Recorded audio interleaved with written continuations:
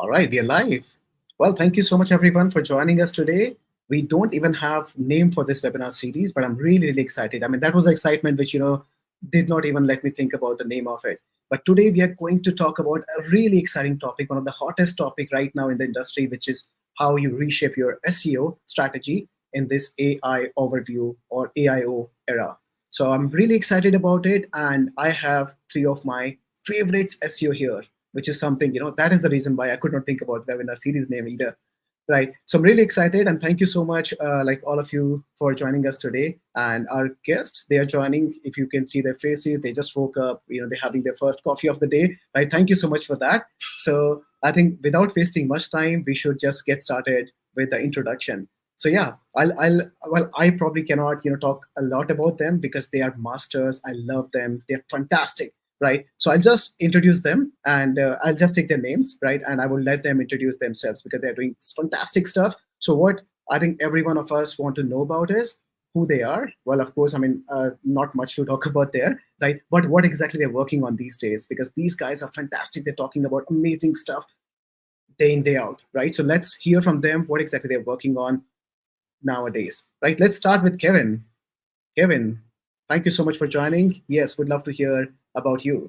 You are Thanks for working on, I having mean, me. if you look at, yeah, if one looks at your LinkedIn profile, there are a lot of things, right? So it's very difficult to understand who you are, what you do. So I think would be amazing if you just share something about you. I like to keep people on their toes. Essentially, I do two things. One is I advise companies, typically large enterprises, in strategic SEO decisions and questions. Two, I write a newsletter to now 13,700 people called the Growth Memo, where I essentially share some of the research that I do and some of the viewpoints that I have. And that's essentially me in a nutshell. Thank you, Kevin. Well, just to let you know, so we had an internal discussion in the team, and we were basically just discussing, what is the best newsletter that we have, right? There were just two names, just two. One was Growth Memo, of course, and second one was SEO FOMO. Like no one took any other name, so we are a big fan of SEO Growth Memo, all of us. So thank you Thanks so much. for sharing all your, amazing insights to that. Thank you for that, and Means a thanks for lot. joining us today. It's my pleasure. Thanks so much. All right. So now let's go to Eli. Good morning, Eli. If you're still awake, would love to hear more about you. I got coffee. I'll be fine. Thanks for having me here. Great to be here. You guys need to check out my newsletter. It's productledseo.com. So I've moved my book. I wrote a book called Product Led SEO. I've moved the book website over to my newsletter. Yes, it needs to be number 3 on your list. And everybody listening and watching, you add that one to your list too. I don't summarize news in SEO. It's sort of like Growth Memo. It's my own original thoughts on SEO and things to do around SEO. So like Kevin, I'm also a growth advisor working with companies to help them build out their SEO strategies. And I know Mike's going to talk about it. So I'm working on a new book too. And my book's going to be on market research, broader market research and understanding your users, probably coming out in 2030. Awesome. Good to hear that. Yes, I am a big fan of your newsletter. It's just our team is working on different projects, and not everyone is exactly doing product-led SEO, right? So therefore, but I personally love it. I was leading SEO for brands like Trivago, Omeo in the past, and then worked with some other massive brands. So product-led SEO was something which was core for me. And I read your book as well. It's amazing. It's one of my favorite books. Thank you for writing that. And looking forward to the next one, which is coming in 2030. Hopefully Super. Soon. Fingers crossed. All right. Then we have Mike King here. So yeah, I think Mike, honestly, I mean, whenever I think about your name, I don't think about an SEO. I think about a rock star. The first time I heard you speaking was MosCon 2015, and I'm a big fan since then. Love the content, everything that you publish, everything that you talk about, and not just SEO. I'm a big fan of your energy. You and Bill Reynolds. I think these are the two names I remember, who were crazy, like in terms of energy. And I was like, I wish I could have, this kind of energy. So huge fan of you. And yeah, would love to hear about you and what you're working on these days. Thank you. I'm Mike King. I don't have a newsletter, but I do have a book coming called The Science of SEO. And that's my big project in the background while I'm running my agency. And yeah, I also make music too. So somehow I'm just like managing all these things with also having 2 kids and a wife. So yeah, that's me. Amazing. Thank you so much. Well, lovely to have you all. Good morning. And yeah, even though it's end of the day for me because I'm right now sitting in India, thank you so much for joining so early morning and accepting my invite. We have a lot of people watching us from all over the world. So thank you so much, everyone, for joining. And based on your time zone, good morning, good afternoon, good evening. And you can use whatever platform you're using. You can post your questions in there, right? And we will be taking your questions in the end, right? And if there are questions which are related to the topic that our experts are talking about, of course, I would be happy to take your questions right then. So yeah, do not shy.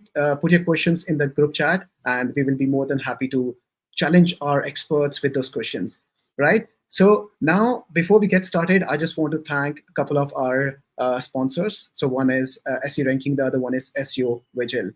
So whether you're looking for keyword ranking, in-depth website audits, or spy on your competitors, the legal way, of course, right? So SE Ranking has got you covered, right? So do check it out. It's an amazing platform. I love it, right? And then SEOvigil, on the other hand, lets you breathe without any stress, right? It keeps an eye on your website and the SEO elements that you have, and notifies you immediately when something breaks. So no one likes those SEO horror stories after all, right? So do check them out and share your feedback on how you like them.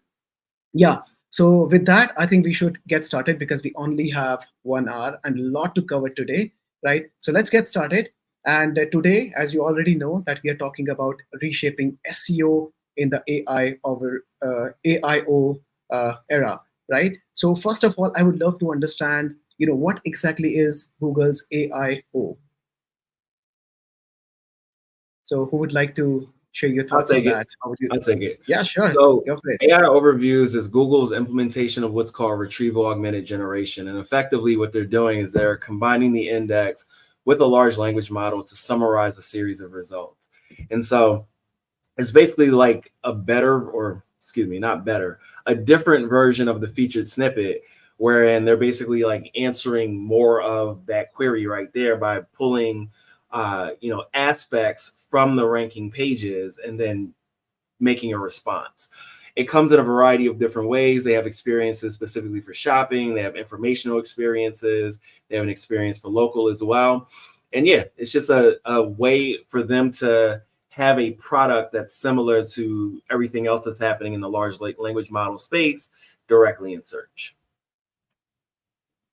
Thank you for explaining that. And to add to that, I exactly what Mike just said. I think it's not about having a good product. It's really about having something that is exactly the same as everyone else's. And when I know we're going to talk about Search GPT, and I think it's interesting that we're going to talk about DOJ too, but it's all about distribution. So whatever Search GPT does, Google can pace with them. So I think that's when we need to think about AI overviews. Google's pulled AI overviews significantly back. I hardly see it on any queries, whereas when they first launched it, I saw it on everything.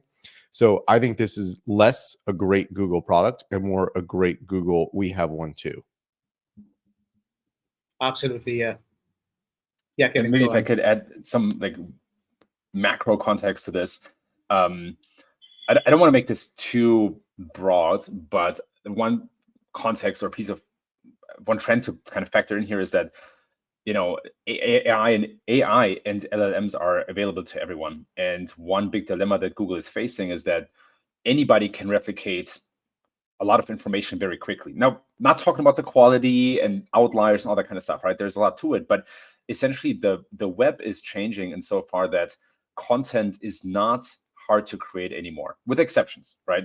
But this leads Google to a place where they might as well give the answer themselves, because it's really hard to parse out at some point who should be the best source for a given answer, especially for very shallow topics, especially for evergreen answers, right? So this is a trend that started many years ago, as Mike said. And I think now we're at a point where that kind of section of the web that can be answered directly is expanding so rapidly due to access to new technology, right? So there's a shift that I think is important to keep in mind here as well. Yeah, absolutely. I completely agree on that. Well, see, now with this new change in how you see SERP, right? Have you seen any changes in the way you search, right? Or in general, if you talk about users, what's the impact on the way they search, the way they consume this content? So what's your take on that? I could just pick it up because I was already talking. Yeah.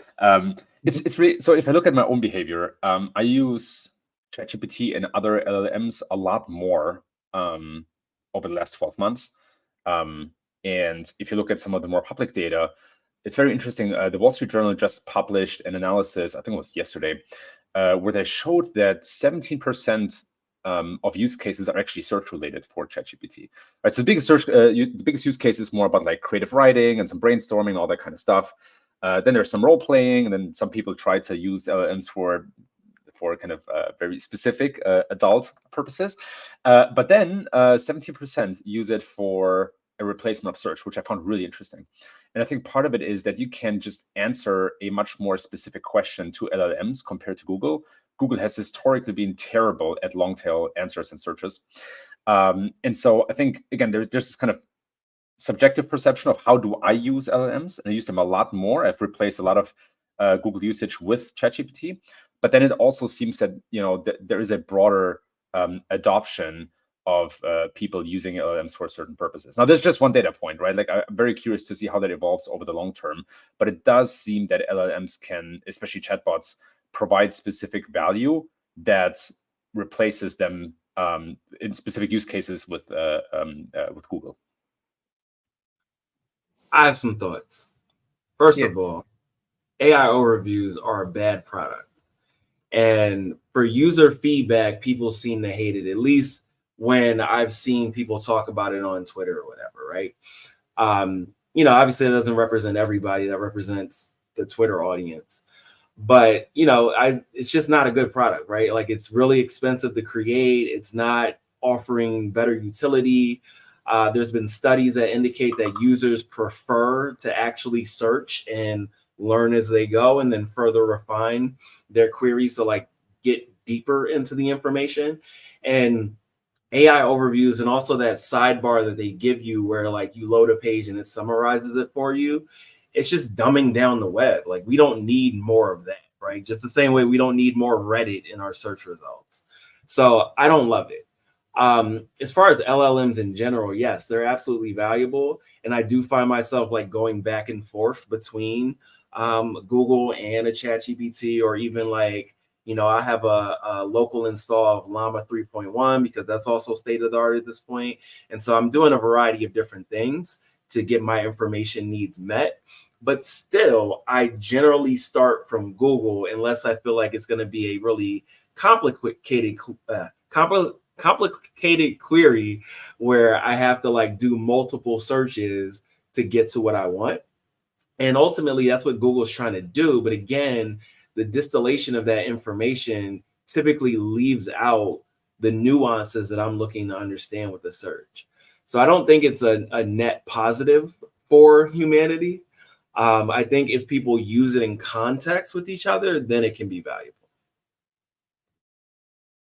So I paid attention to how I've been searching for the last few months because this question keeps coming up, not just from SEO people, but from everyone who asks me if my job is dead and SEO is dead. So I'm not doing anything different. I'm doing a lot of Googling, but one thing, and I only go to ChatGPT or Perplexity or anything else when I want like a deeper answer. But otherwise, I like to inform myself. I want to do a Google search and then read a bunch of articles and inform myself. But the one thing that I would say, and I'll counter what Mike said, people don't want a bunch of Reddit search. I think people do want a bunch of Reddit search. They just need a better search interface. And Google's the interface. It's basically the personal search engine for Reddit. And Reddit does a really good job of informing opinions. So I recently traveled a bunch, and that's one of the use cases where all of the LLMs say, hey, we're great for planning trips. And I think they're all for planning trips. They're great for planning trips if you're the kind of person that walks into a travel agency and says, hey, here's what I want to do. Book it for me, hand me the tickets, and tell me what time I need to be where. That's boring. I like to inform myself and understand what is happening, what's good, what's very specific kind of things. And that I got out of Reddit. I was trying to pick a hotel to stay in based on location. LLMs would have said, well, this one's good and this one's also good and this other one is really good and they're all the same and you have no information. Whereas Reddit, they had the very specific experiences, wrong or right, because there's lots of trolls on Reddit, but wrong or right, they were specific experiences. I was trying to decide whether to go to a certain museum in Tokyo that everyone said they fly to Tokyo to go to. LLMs, everyone said they fly to Tokyo to go to this museum. Reddit got very specific experiences about like the tiredness of the walls and the lines to get into the place. So I think that I would prefer, again, to see search results and to see people's individual experiences on everything, whether it's shopping or travel. So I don't think my searches have changed. And if anything, I've gone more into Google because I don't like the sanitized LLM outputs. They come from whatever it is, even Google. Like when it comes from an AI overview, I'm also scrolling down. I just want to be clear. I wasn't saying that people didn't want more Reddit. I said they don't need it. No one needs more Reddit. Yeah, right. Yeah, I think I have similar experiences as well. So even for my searches as well, I sometimes, consume the content that I have, but still because of, this mixed content, like Mike mentioned, right? I'm not able to 100% trust that content which is coming there, for critical queries where I know it's going to affect, my pocket. I'm going to spend some money on that, right? So there, yeah, I need sometimes double check. And like Mike mentioned, the product is probably not ready yet. Right now, the current shape of it, it's probably not the best product that you want to use, blindly. You want to trust blindly.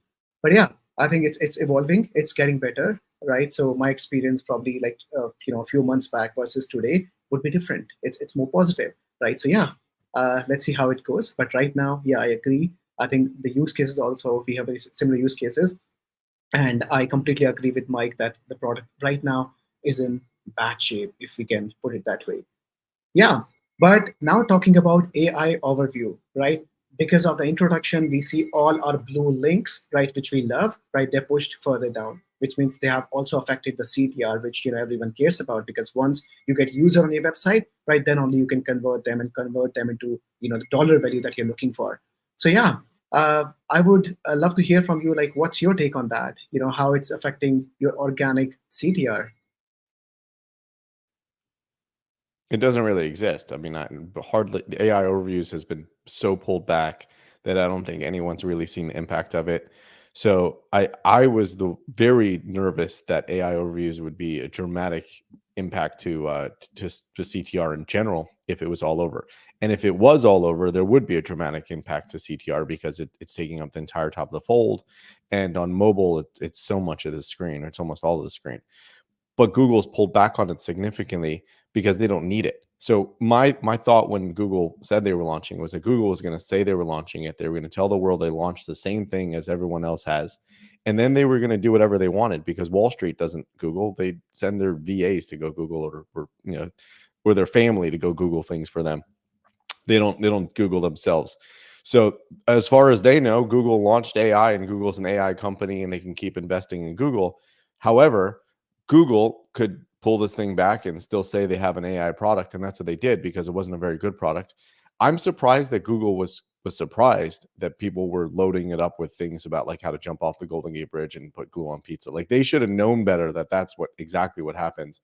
And I've talked to Googlers and they all told me they were surprised, which makes me doubt their abilities to understand users in general.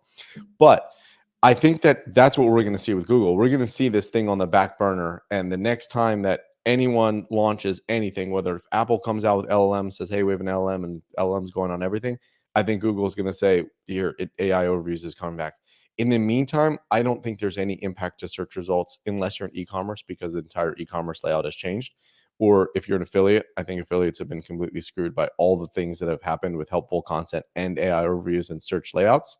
But generally, I'm not seeing any impact. But I'm curious to see what Mike and Kevin have to say.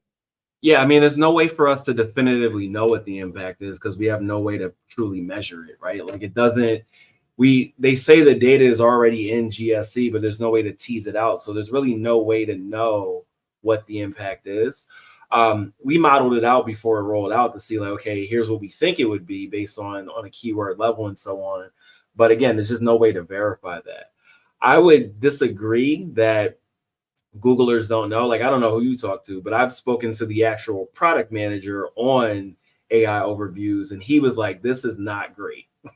Or excuse me, he had some concerns. He didn't say this is not great.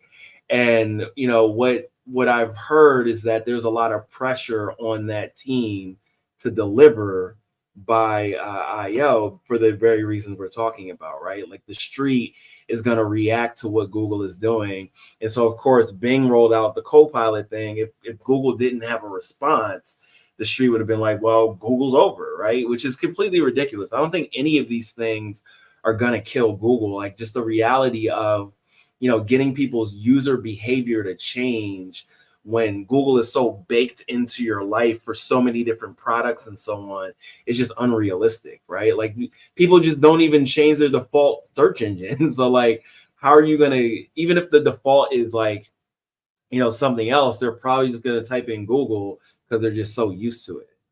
So, I don't think we know what the impact is. I think that the reality is that Google wasn't chasing Bing. Like they had the technology before, they just probably didn't think it was good enough.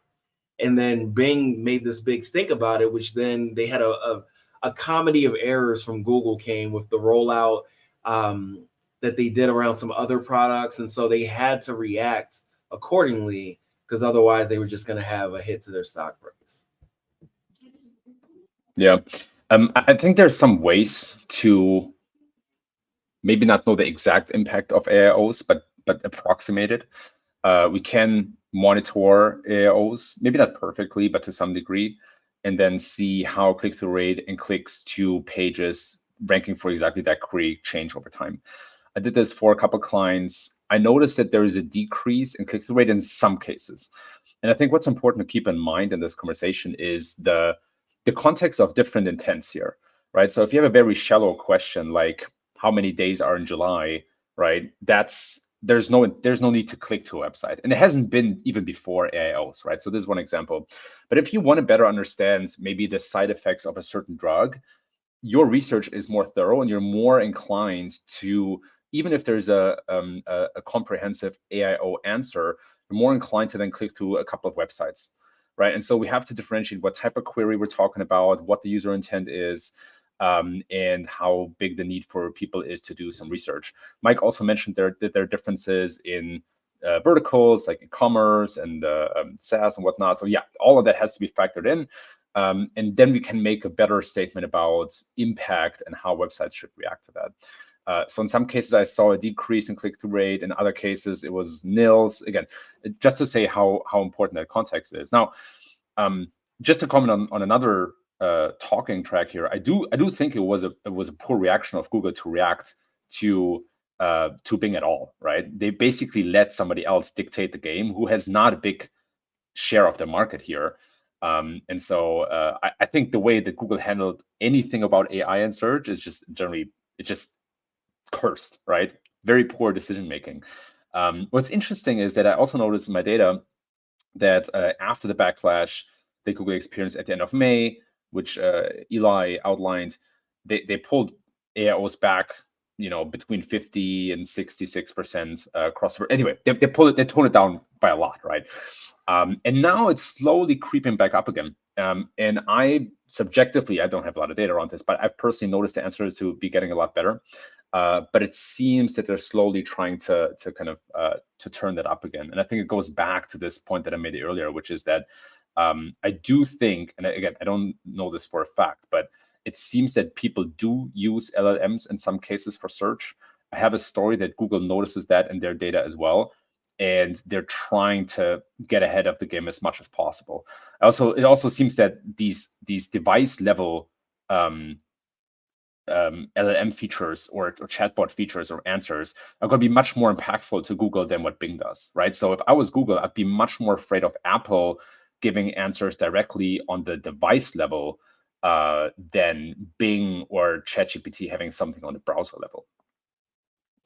Yeah, I'll agree with what Kevin said and with what Mike said. But just Mike, to clarify, I think Google was just saying they were surprised that users were loading it up with crazy things that were getting crazy outputs, and that they should have known better. That's where I was surprised that Google did know their users, that they were going to find ways to basically make them look stupid. And from the Googlers I've talked to, and Sundar, in that podcast interview, he also was like, we didn't know Google users would do that. And I was like, you shouldn't. Got 25 years of people trying to screw Google over.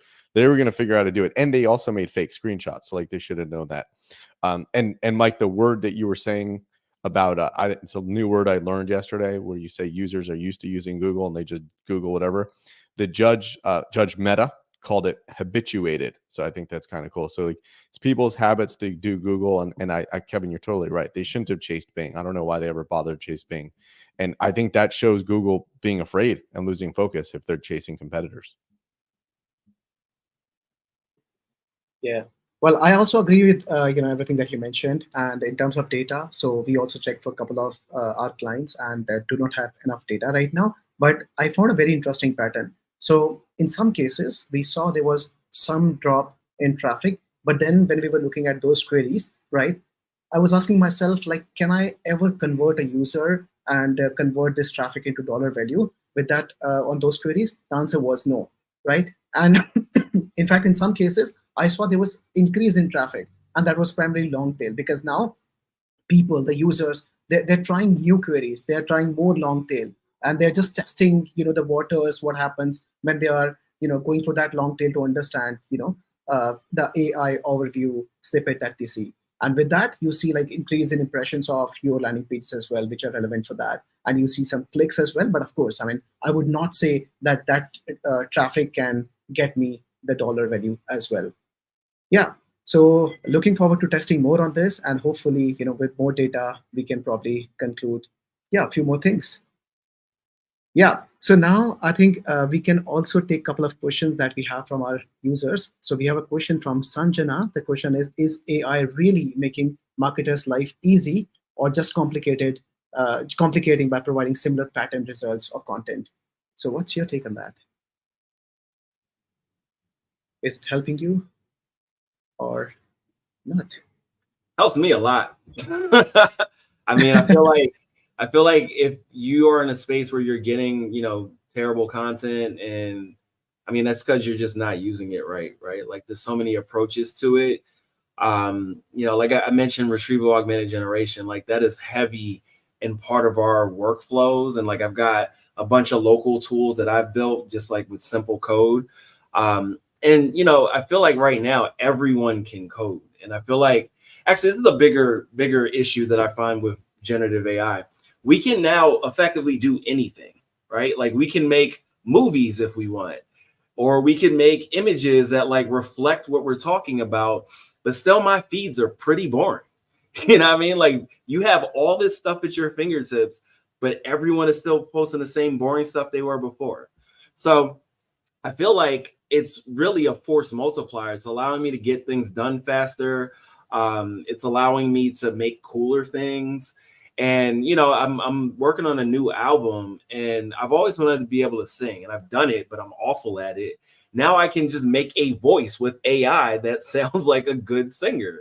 So it's like, you can do anything now. If you're like, oh, the content I'm making is boring, like that is literally your fault. Or you can't describe to the LLM what you want well enough to get what you're envisioning, which goes to show like AI isn't necessarily going to take our jobs, because people are so bad at communicating to get what they want to begin with. So yeah, it's helping me a lot. Yeah, I'm with Mike. And I something that Mike said that I want to explicitly highlight is the value of learning with LLMs, right? Like, I'm always very hesitant to outsource a job completely to chatbots. Like, it's similar to outsourcing it to a person, right? If you just tell them, hey, write a blog article, the outcome is very uncertain. But if you ask them, hey, how, like, judge my writing based on, I don't know, some successful tweets, or correct my spell, or whatever, right? Like, using it to make your work better, I think that's really the key. And in line with that, I think we often have that same mentality about LLMs as first-time founders or business people.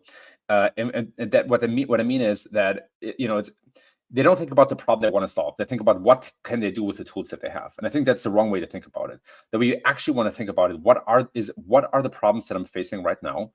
And how can I use LLMs to solve some of these problems, instead of what are some cool things that I could do with LLMs? And so, yeah, to reiterate that, I think there is a lazy way to use LLMs, and I think there is a sophisticated way.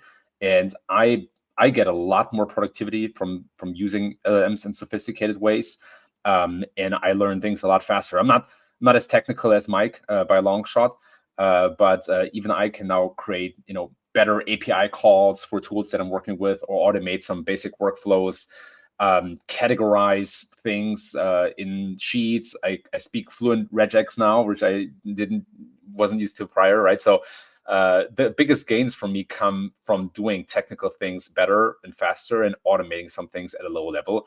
But we're not yet at a place where we can just outsource complete jobs to LLM. And hopefully we'll never get there, because I'm not sure about the outcome. And I also have a story that humans are risk averse enough to never actually do that with high stakes decisions. So I'll be more explicit than Mike and Kevin. And I think that most marketers are not creative. They're just do stuff.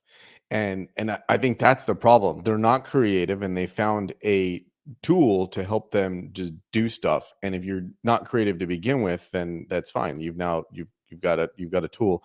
But if you're being creative, like Mike said, and like Kevin said, they're great things to do with LLMs. Like, I don't buy stock images. I create them in LLMs.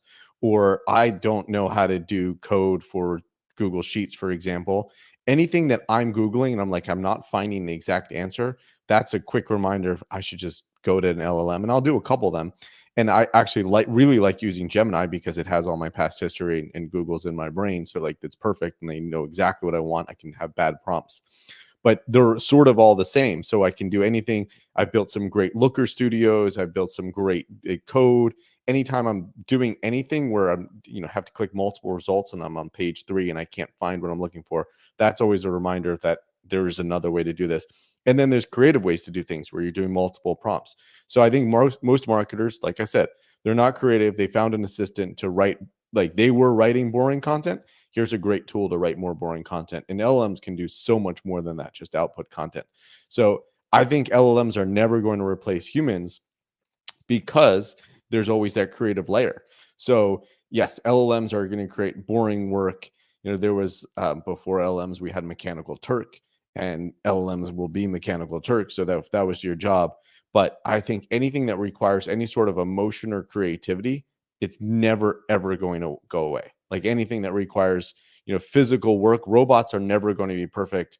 And I think that we're never going to be in a world where there's no need for humans. We're never going to be in a world where we're the matrix. We're just plugged in and like the computers are talking to each other, because there's always going to be someone that goes like one level above of like having emotion and creativity.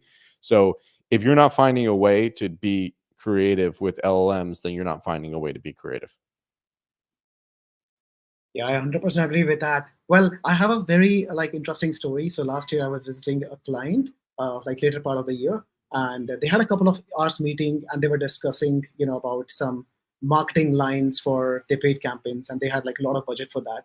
So after a couple of hours meeting, the guy came out, and he was seeing that we were meeting and we were discussing something, and he was like, "I'm not happy with the lines that I got, right?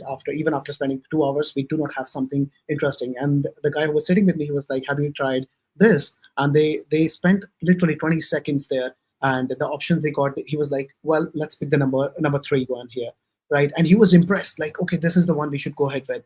And he was like, "Number 5 also looks good, actually," right? So I think it's pretty good. And for us, the entire team here at WordPress, so we consider it as efficiency weapon, and it works great for us, right? And I think I often speak with marketers on how they're using, and I hear about content production. That is, of course, one good use case, right? But there's much more you can do. So I have a lot of my teammates without any engineering background at all, and now every single day I see new Python scripts which are resolving some really, really interesting cases for us. There are a lot of micro crawlers they are writing. So recently we were crawling a website, and the use case was that we have to crawl their pages because they do not have any multilingual XML sitemap. So we had to crawl like a tiny little website, and we had to pull all the hreflang tags they have and then create XML sitemap. Now, if you think about the crawlers that we have, that we are using every single day, there is none which supports that. But then we probably just spent 30 minutes on that, and we had our crawler ready. And just one click, and in 20 seconds, 30 seconds, maximum minute, we had the XML sitemap ready with us. So it was beautiful, very effective. And we have been writing these Python scripts day in, day out. right? And a lot more. I mean, recently one of my teammates, he was also working on similarity. So he had a lot of pages he was trying to find duplication there, right? So he integrated a couple of libraries, cosine similarity, and then he basically found all the pages which were duplicate with a high confidence score of 90% plus. And they were like, if you look at those pages, they were exactly the same, right? So it saves a lot of time. And I think we use that, AI as efficiency weapon for us, and it works like magic. So yeah, everyone who's not using it, who are not creative marketers, I highly recommend checking out different applications, play with it. You will definitely find a lot of use cases. All right, then we can talk about, so now we spoke about AIO, right? So we have some content which is helping users to see the better outcome for their queries, right? Are you doing anything to optimize for that? So like we used to do for feature snippets, is there something special that you're doing for that, new position 0? Yeah. So Garrett, who's in the audience, he actually wrote a blog post on this.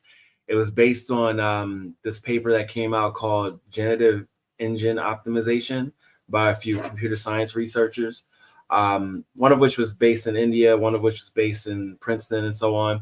Anyway, they did a whole study where they tried different optimizations to see what would work. And they did all like the standard SEO stuff, like keyword stuffing and all that.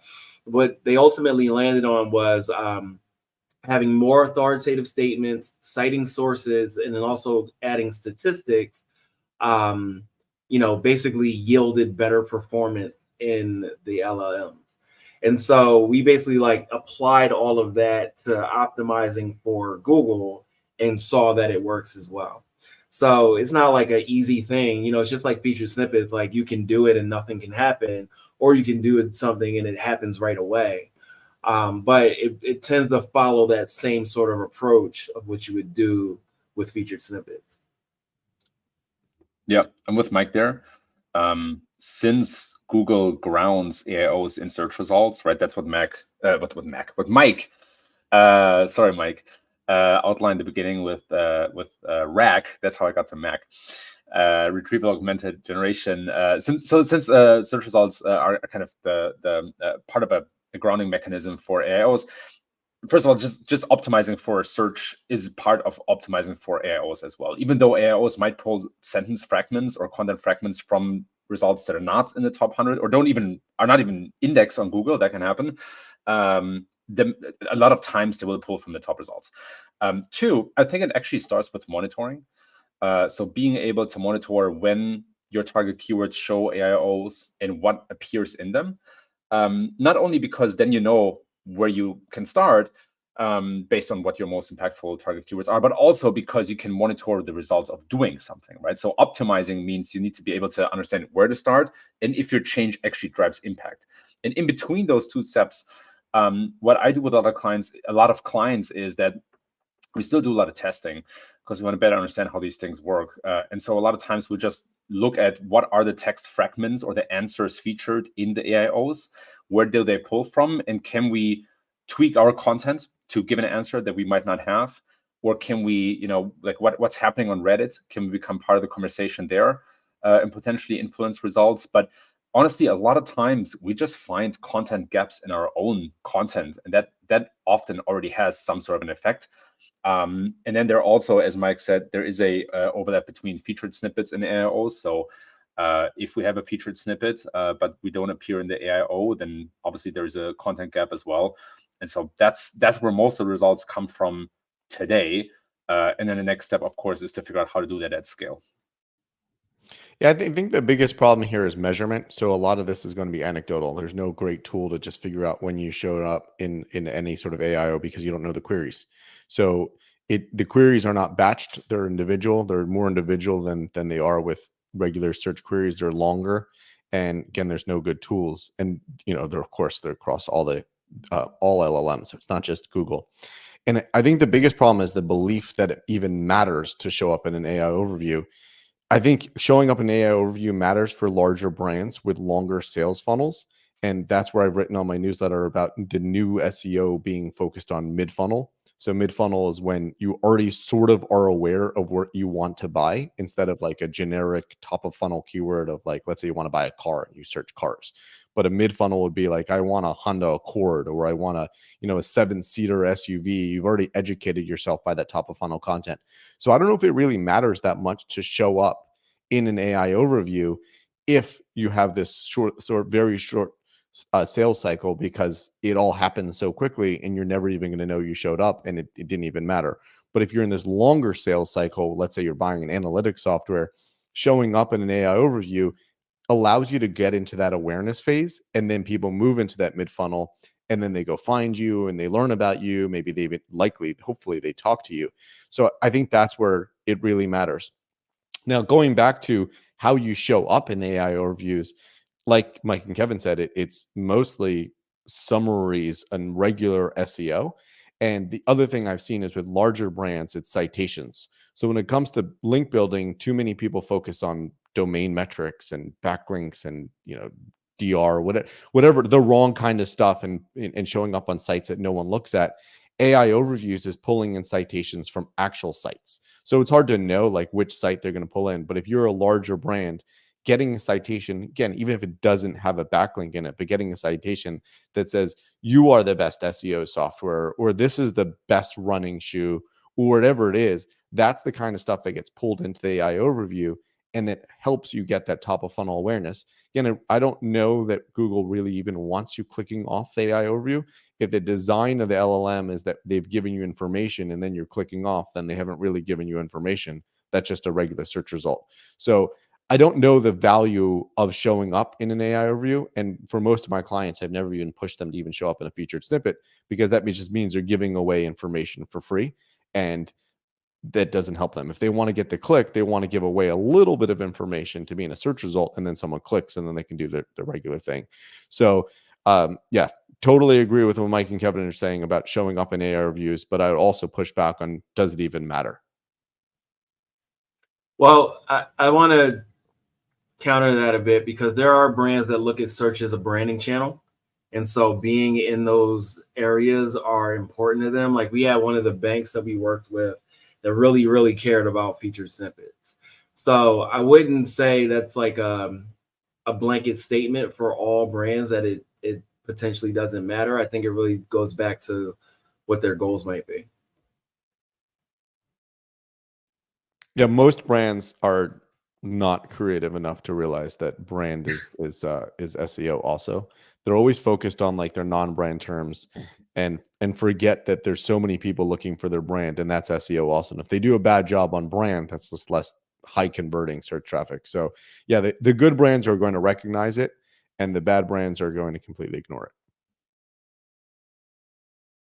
Yeah. Well, discussing over, the benefits, the quality of, AIO, the value that it brings to the table, right? We have a question from Ishan, who's asking what will be the key metrics to measure AIO. So what do you think? Like, we have tools like Zipty tried something, which looks pretty cool. And then now SE Ranking. So I just beta tested their tool as well, which looks very promising as well, right? So would love to hear what do you think when we talk about AIO results. What do you think can be the key metrics to confirm or to share whether it's a success or it's not working for us? Yeah, so we have an internal tool that tracks this as well, and we generate these threat reports for people by pulling the rankings. And so really the measure is like, are you there or not, right? Like, do you rank? Do you appear in the different elements? And the elements keep changing, but at one point it was like about the carousel. So do you appear in the carousel? Or is there a link to you as a citation, like those sorts of things? But beyond that, there's no metrics available, right? Like we don't get CTR, we don't get impressions. We can guess, or we can like do educated guesses by using the GSC data, but we don't know that every user that saw that search also saw the AI overview. So it's difficult to have anything beyond effectively a ranking within the AI overview or not. Yep. And then same for any other LLMs. I think the question is, are you part of the answer, and in how far, right? Obviously you want a positive sentiment or some sort of product recommendation or so, but I think it's, are you present and how are you present to kind of influence consumer behavior? Yeah, I mean, I think the biggest challenge here is that a lot of SEO is being judged by the wrong metric. They're being judged by rankings. And they're going to continue to be measured by rankings when AIO reviews goes and makes that ranking less valuable. And then at some point, the client or the manager might say, hey, we still have the rankings, but we generate no revenue from this whatsoever. So what value do you add? I think the right place for SEO to be measured is by revenue from the organic channel, or even better, brand awareness on these channels, exactly like Mike said. So this is what SEO is doing. They're creating this organic awareness. They may not be creating organic clicks because you don't always get clicks on organic awareness. So if you have this broad remit of that, you're owning the SEO channel, whether that's AI overviews, whether that's Google Home Assistance, whether that's, there are other search engines, whether that's awareness on Perplexity or ChatGPT, because that's SEO. It's not just about your ranking on just Google search. Then I think your metric and the way you should be measuring AIO reviews is what shows up in AIO reviews, because you're responsible for that entire channel. But if you're only responsible for rankings, I think that that's going to change. That's a problem. And I wouldn't want to be in that position where I'm responsible for rankings and not responsible for revenue, not responsible for the entire channel, because the rug is about to get pulled out. However it happens, that rug is getting pulled out. Yeah, thanks for answering that. Quite a detailed answer, but I think it covers every aspect of that. Thanks for that. All right, just 13 more minutes, and we have a lot to cover. So I'll probably just jump in there to the last topic, or I'll combine like two topics that I wanted to discuss. So I want to know about the opportunities that you see in this AI-driven search landscape. At the same time, I would also love to hear from you, like how exactly you will future-proof your SEO strategies to ensure that you're winning the SEO game even in this new search landscape era.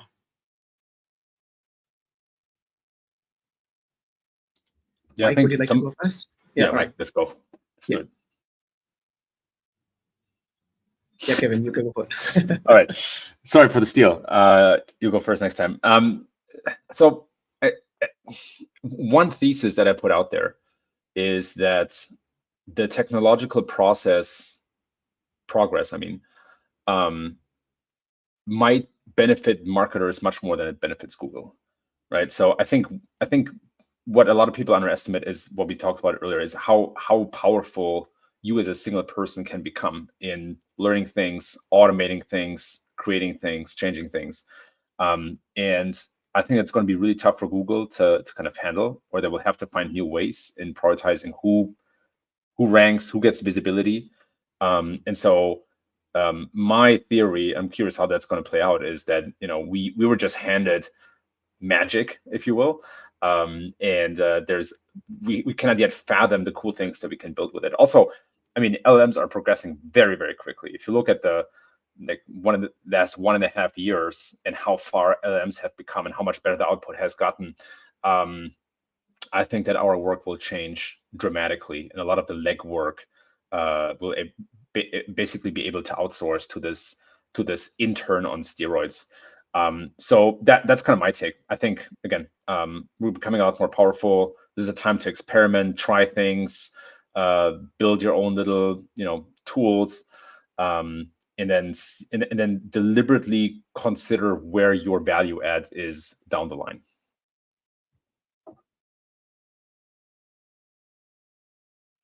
I think AI overview specifically give an opportunity to rank in a place without having to rank well in the standard organic. There's been plenty of studies, including us being the first ones to do it, that show that you can rank in like the 50s, 60s, 80s and still rank in the AI overview. So I think that like leapfrogging potential is valuable to marketers, brands, and so on. But I think like Kevin said, we have the access to everything now to create anything we can imagine. And so I think that we're in a space where the only limit is that creativity, right? Like there's going to be some limitations with respect to the businesses you may work for as far as like what you can do. But at the same time, what's stopping you from starting your own website, your own channel, in the same way that, you know, Kevin and Eli both have their own things that they've built. So, you know, leveraging these tools to scale creative, scale research, scale your ability to code things. I think we're just in this unprecedented age where anyone can do anything. And I think we all just need to, you know, level up. And I feel like it's going to be one of those things where it's going to take until a generation grows up with this stuff to really like maximize it. Like, think about it, right? Like, we've had YouTube for super long. We didn't have influencers until like the last 5, 6, 7 years or whatever, right? Like, we had, you know, Vine before we had Instagram. There were no influencers there. So, you know, it really just took for there to be a generation that grew up with Instagram to create this whole marketplace of influencers. And I think what's going to happen is there's going to be people that grow up with generative AI, and their only thought is going to be like, I have a cool idea. I'm going to just make a movie. And then they're just going to publish it on their social channels. And that's going to be the only way that they like communicate their ideas moving forward. So I think that we have the opportunity now to get ahead of that before that generation that only sees it as the only way to do things. I think the best way to really future-proof the role of SEO moving forward in an AI first world is to really, you know, extend what I was saying earlier, is to own this channel. So there's always going to be a channel where people are doing their own prompted discovery, whether that's in a search query, whether that's in a voice query, whether that's in a they could do a video query or a Google Lens query. There's always going to be this effort to go and discover information, and that's SEO. And I think that right now we live in this world. We've lived in this world for the last 25 years where SEO looked very, very much the same. It was mostly Google, and it's mostly about rankings. There was a world 15 years ago where people said that they were Yahoo SEO experts and MSN SEO experts and AOL SEO experts, but that has all changed. It's all Google everywhere except in Russia and China and in Korea. And Korea, it's changing because Google got everyone habituated with their deals and Samsung to just use Google. So I think we're going back to this world where it could be lots of other things. I think that Meta is making a play for search right now. I mean, on a lot of devices, you have LLM search within your WhatsApp, your Facebook, and your Instagram. They could make a play for search, and then you're going to be needing to do SEO for the Meta search engine. If they have significant market share, it matters. Apple could make a play for search because whatever happens with Google, it's antitrust, that maybe Apple has to pull back out of that deal, and now they're searching Apple. So we're not just going to say we're only going to focus on Google, ignoring these other ways that people are doing discovery. Maybe Perplexity magically does somehow get market share. So then you have to do SEO for that. So I think for anybody in SEO, the way to future-proof your role is to make your role broader and say, my role is responsible for this effort of people doing discovery to make sure I show up. And it's not just what is my ranking on Google, and very specifically my ranking on Google. The worst thing that SEO does is they take domain authority as a KPI for their job. It's not something you can easily move. I've met too many SEOs who say that this year I'm going to move my domain authority by 5. Like, that doesn't matter. And if your company's paying you for that, that's totally dumb. But really, to say broader SEO responsibilities, I'm responsible for awareness. When it comes to LLMs, you may not even be getting the clicks or even be able to measure the clicks, but you're responsible for that. If you are at a big publisher and you could negotiate with Perplexity on what your rev share should be, who should do that? SEO should be doing that. So future-proofing is by broadening and understanding and aligning with users. I don't think user behavior will change that quickly. LLMs have been out for 18 months, and I think ChatGPT basically plateaued. But we could see user behavior change. We could see new devices come out. Maybe people do. I mean, there are a lot more lens searches happening now than ever. Who should be responsible for making sure that you show up when someone does a lens search? SEO. So future-proof by really aligning yourself with that user that is not clicking ads, that is not using social media. It's that user that's going out and searching for something. SEO is responsible for talking and finding that person. Amazing. Beautiful answers. Thank you so much for sharing that. and also for the lovely tips that you have for the audience, so that we can work on future-proofing our SEO. So yeah, I think before we wrap up, I just want to take one last question from the audience. So here the question is about EAT. So there was a massive buzz about this topic, right? Now they want to understand, what role does EAT play when it comes to AI-driven search? Do you have any first-hand experience or anything that you want to share on that? Well, I think what is important to understand is that the EEAT measures are a function of AI. So basically what Google does is they use vector embeddings to represent websites, to represent authors, to represent subjects, entities, the whole thing. And so they're able to associate information on the entity level, or excuse me, the embedding level, that represent everything that we're talking about in the EEAT thing. And so, initially I was just like, what is this? Like, how do they even measure this? Like, I don't think this is real. But after doing a lot of research on this, it is actually real. Like, their ability to recognize authors across the web and associate information with them is really good now. And so it's not something that we can just like act like it's just like some marketing speak. It's definitely something they're actually doing. But I think the way that we action it in SEO is kind of a joke. It's like, oh yeah, you do your author bio, make your author page. Like, those things help, but that's not what it is. It's a lot more than that. And I think from a perspective of like what the tactics need to be, it still goes back to the bigger picture stuff that we're talking about. Like, is this a good website? Is it optimized? Does this website talk about this subject matter significantly, or is it just like one random page on this subject without an author associated with it? And so I think that Google is using this as a mechanism to like understand the difference between the bad and the good stuff. And it's also something that's used in context to determine whether or not generated content is valuable, because there is no reliable way to detect that in isolation. But when you combine it with these other signals, you do get a clear signal of, is this actual valuable content?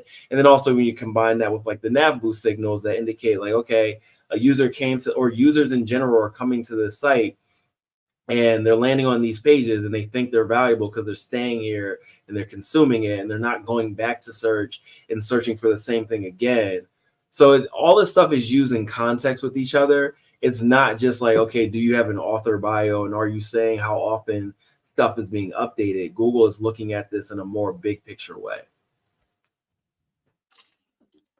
Yes, and I think if there's one thing that I learned about EAT, it's a term that I really struggle with because I think it conveys a very wrong picture. But if there's one thing that I learned about that I think is very transferable to optimizing for LLMs and AIO in general, is that experts will write content very differently.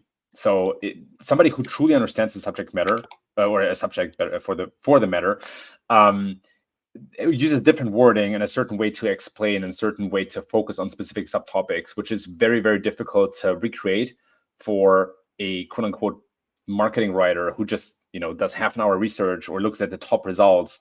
So there's something to be said about who creates the content, but not just because there's an author bio, but more so because they write in a certain way and they understand the topic in a certain way. And I think part of why it's important for Google as a concept is because people want it, right? People want to read, especially in high stakes topics like finance stuff, medical stuff. They want answers from a freaking expert and not from somebody who just synthesizes the top three search results. And I think that's also kind of somewhat transferable for AI overviews, right? Google obviously will try to reflect that in their answers. And so if you have a chance to leverage expertise, get the content reviewed or ideally written by experts, that might also increase your chances of then being cited in an AI overview. I would just add in the last minute, the sites that I see most concerned about EAT are the ones that actually are not EAT. So I think regular sites that are authorities that they don't need to fake authority, they are usually fine with EAT, and it's how they present the content. It's the sites that really have no authority, they have no expertise, they don't really deserve to rank, and they're trying to force themselves in at the margins that are trying to fake EAT. So I don't know that EAT is a huge signal. It's like if you have all those other things, if you're actually an authority, maybe just making sure that you present it will help you at the margins. But generally, the sites, like, I think Google does a decent job of not having a lot of spam in the index. Obviously, there's great examples, but for the most part, they recognize that authority from all the other signals. They don't need a little bit of EAT and manufactured EAT to like then fall for and say, oh, this is not a spam site. And I think that's where affiliate sites really get screwed, and Google continues to push them out, is because they don't have any EAT. They're not an authority. They don't belong there. And Google's recognizing it more and more. So if they figure out how to fake it, I don't think it's a long-lasting effort. Yeah, I 100% agree with that. And I have actually seen like some prop already. Like I think there was a case study someone published, even though it didn't have like a lot of data, but it was mainly affiliate websites and websites which were not bringing any value, like rather aggregators, which were losing, and for the right reasons. Cool. That was a great discussion. Thank you so much, all of you. And we got a lot of questions from our users. Thank you so much for asking all your questions. I know we could not cover all of them, but yeah, we will take note of them, and we will be publishing an article with a summary of everything that we discussed, and we will try to cover all your questions in there. So yeah, thank you so much once again for supporting us, for joining us today. Really, really appreciate it. And thank you, Kevin, Eli, and Mike for joining so early in the morning. And yeah, really appreciate it. We had a great discussion.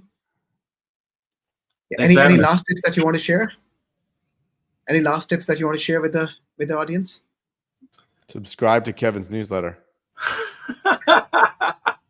Buy Eli's book. And subscribe to Mike's buy Mike's new album and book. Here we go. Now we're gonna circle. Human written, no AI. Facts. All right, guys. Thank you. Good to see you. All Thanks for having me on. Thank you so much. Yeah. Thanks, guys. Goodbye. Bye.